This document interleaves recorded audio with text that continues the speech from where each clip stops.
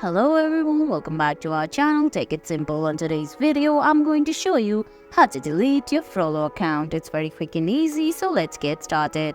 First of all, open the Frollo app on your phone. If you don't have the app yet, you can get it from Google Play Store or the Apple App Store.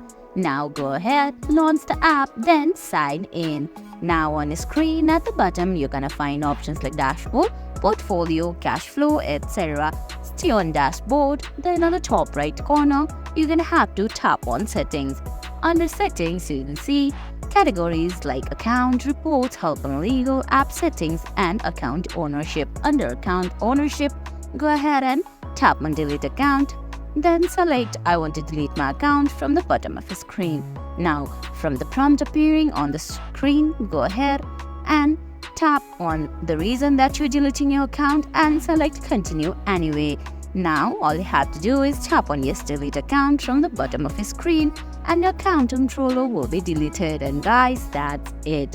I hope you found this video helpful. If you did, please give it a thumbs up, leave a comment, subscribe to our channel and hit that bell icon. See you in the next video. Thanks for watching.